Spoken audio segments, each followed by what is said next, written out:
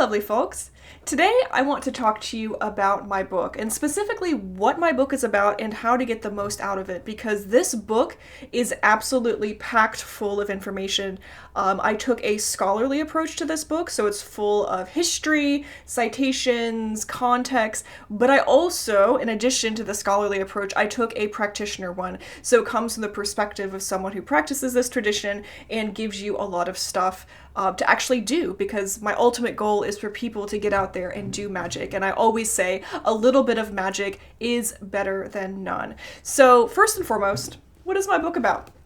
So the Holy Year of Thelema is an exploration of a bunch of things, but mainly of the tradition of Thelema, and specifically it is an exploration of the holy days as found in the central sacred holy text for this tradition known as the Book of the Law. As I always say, Thelema is an occult religion, a philosophy, a system of mysticism, because the unique thing about this, and perhaps not that unique, right, is people take a lot of different approaches to this practice and this tradition. A lot of people have an atheistic view.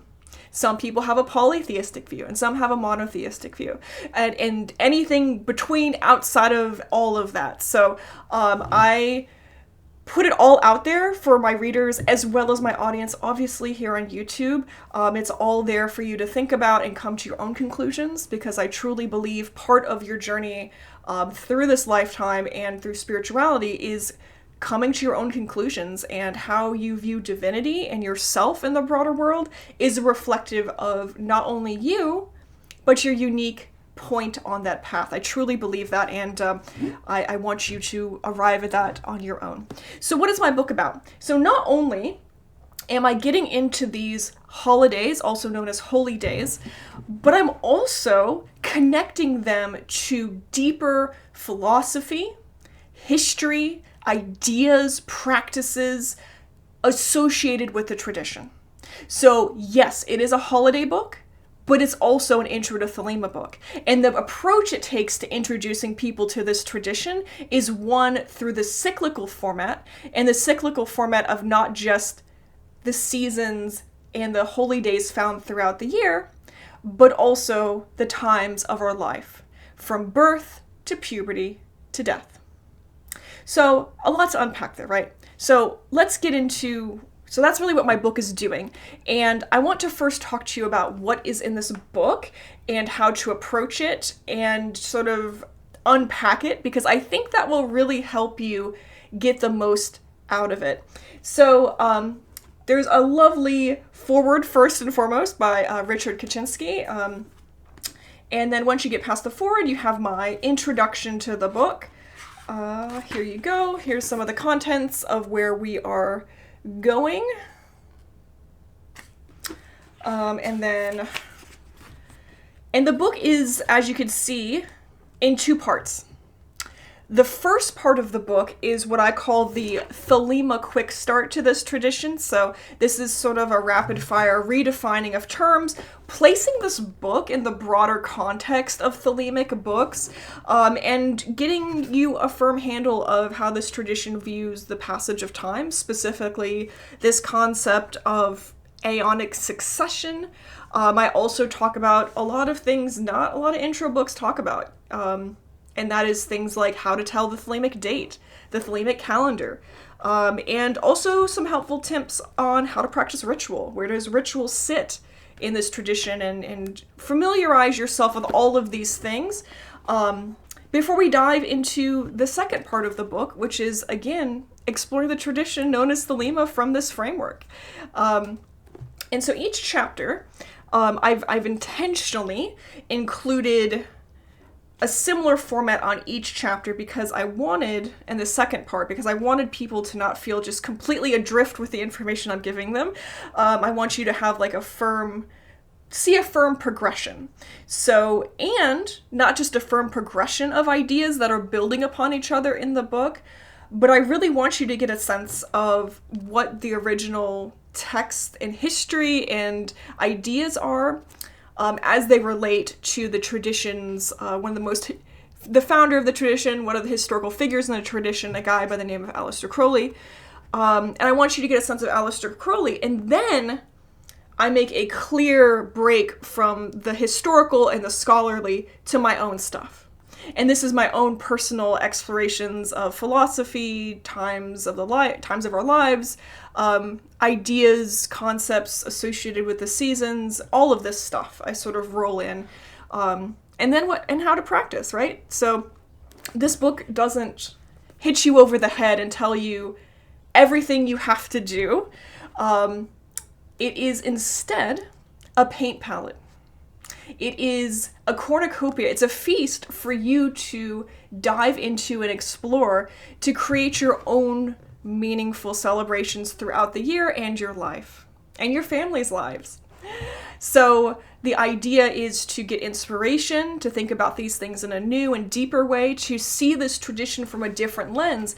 And seeing it from this lens, I would argue, is not just valuable to new folks, because the on-ramp to Thelema being studying the holidays is an absolutely valid one. Now, again, I really feel like you can't give a universal recommendation of the best way to start studying, because we're all such unique individuals coming from different backgrounds with different knowledge. However, speaking broadly, for some individuals, approaching studying a new tradition from the framework of its holidays is a valuable one and a nice on-ramp, because we already have the context of celebrating holidays throughout our lives, and things like birthdays, celebrating Christmas, whatever that looks like for you.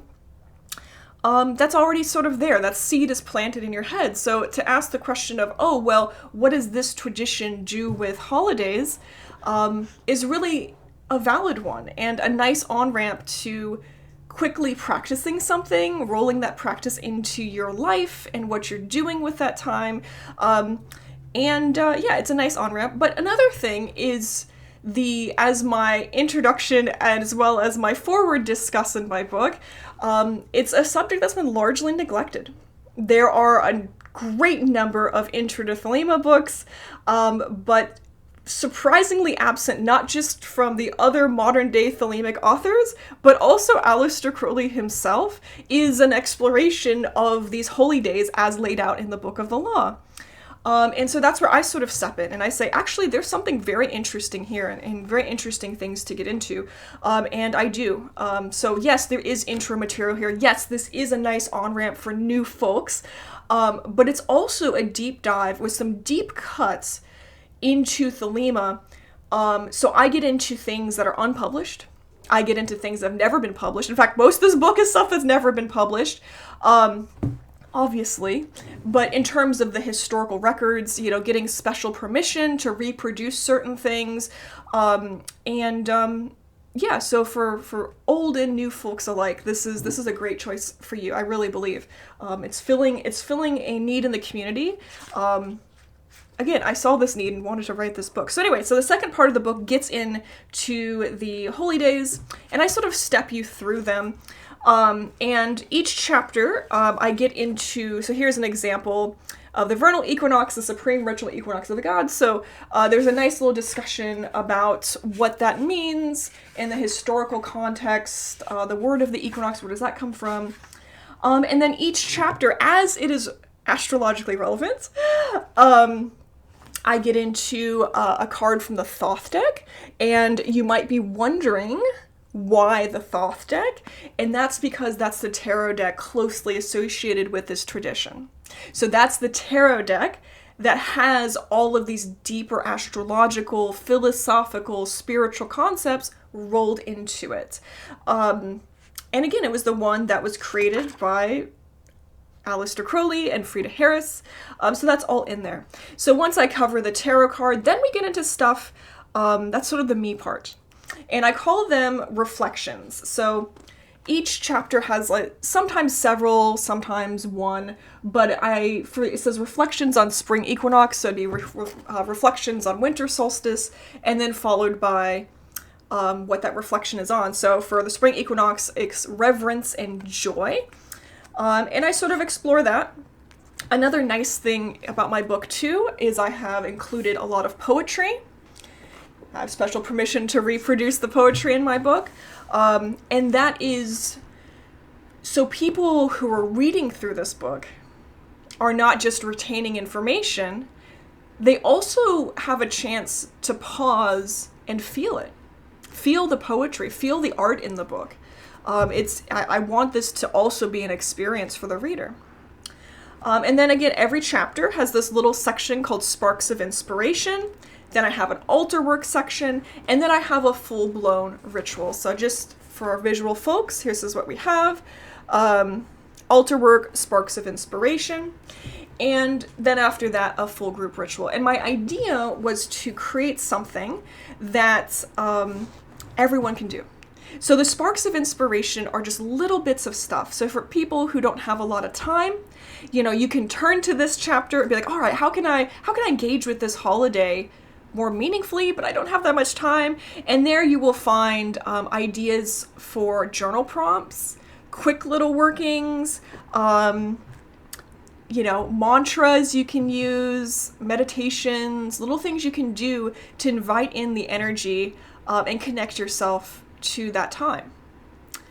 For people who have a little bit more time, but perhaps don't want to engage in a giant group ritual, this is going to be your altar work section. So the altar work section is a small little working where you set up an altar in your home.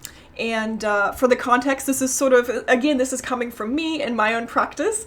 And it's sort of pagan in nature, but you basically set up a little intentional space and say a few words, and each holy day has one of those for you to explore, at least in the seasonal ones.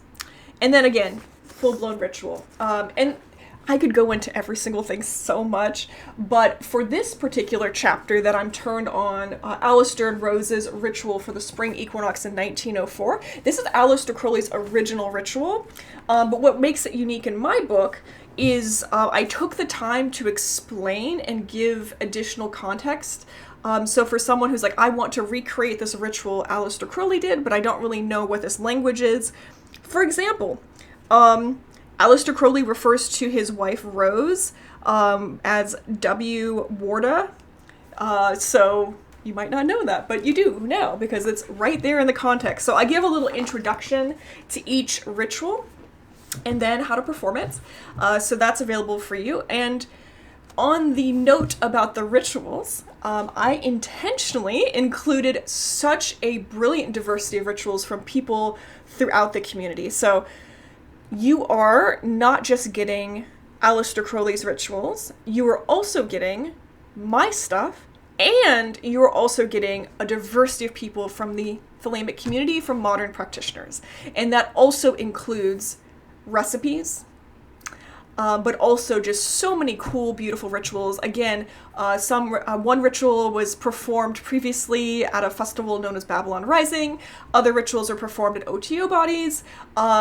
Just a whole bunch of stuff, including my own stuff, and stuff that's never been published. So you have access to, dare I say, an incredible resource of rituals to also perform, as well as things, Thelemic concepts that I feel like are really important that no one else really goes into. For example, Aleister Crowley was really interested in the Golden Bough. That might be familiar to a lot of you, but Aleister Crowley had his own thing going on where he wrote this thing called Golden Twigs, and you see echoes of that in Aleister Crowley's rituals, his initiations. So again, I explore all of these things from a rich perspective, a very deep perspective, but I don't do it in a way that contains spoilers or inappropriate information. I do it in a way that is an invitation, right? So you'll be familiar with a lot of things regardless of where your journey takes you, whether you want to join an organization or not.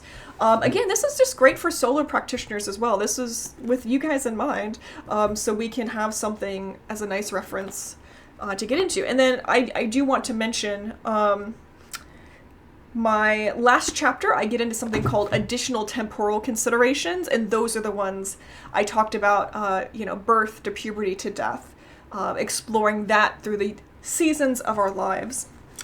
And I also do note there's a lot of modern inventions out there by modern Thelemites, and these are holidays created by people and traditions that don't necessarily go back to the Book of the Law. And so I do a little mention and a shout out to them also at the end to make a distinction between the Book of the Law, Holy Days, and Modern Inventions. That distinction is a very useful one to me because I think a lot of people are trying to conceptualize the landscape of holidays out there. And categories can help us do that a lot easier. So again, this is my book, The Holy Year of Thelema. I hope that sort of little discussion of how to approach my book is helpful, because again, this is an on-ramp to so many valuable concepts to Thelema. This book, in terms of an intro book, pairs really nicely with David Shoemaker's Living Thelema, Rodney Orpheus's The Magic of Aleister Crowley, as well as Lon Miley Duquette's books. So you could pick up an intro book from one of these gentlemen, and of course, as I always say, the best resource is Aleister Crowley, but this pairs nicely with all of that. So it provides unique explorations, understandings, and a very unique on-ramp to this tradition you can't find anywhere else. And one last point I want to make about what makes this book so unique, other than the subject, of course, is the author. It's me. So I bring a different perspective than a dude to this book. So previously in publishing history, especially in this tradition, it's been almost entirely men. Specifically in the realm of practitioners publishing about Thelema. So a lot of people say, oh, well, what about these other women? And there are some fantastic women and more opportunities now. A lot of these books coming out are self-published. And then I also want to recognize the women in academia. So not writing as a practitioner, but writing as an academic on the subject. And this includes Manon Hindenburg White. So I mentioned a lot of different women throughout the entirety of my book. I intentionally include not just my perspective, but women, because a diversity of thoughts, opinions puts more stars in our sky, as I also say in my book.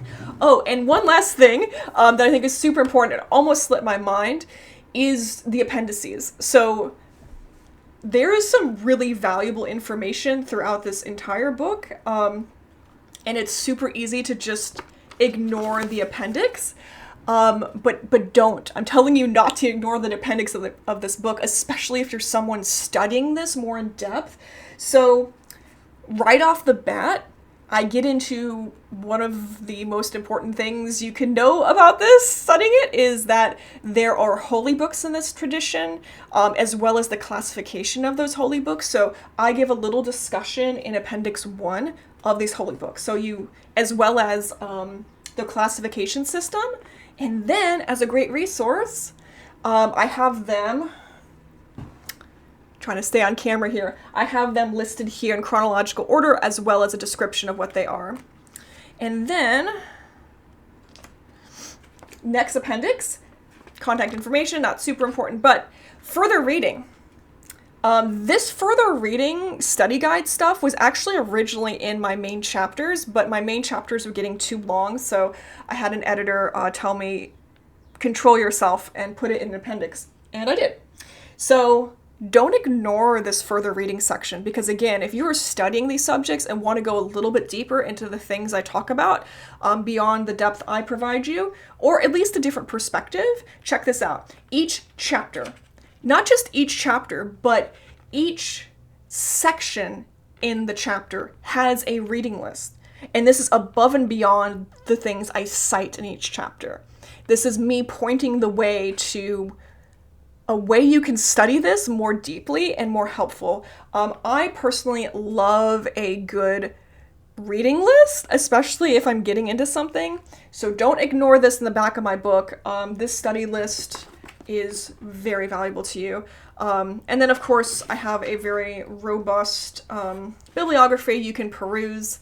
Feel free to check that out and check out my citations throughout my book, as well as I don't know, just all the little extra details I put in there.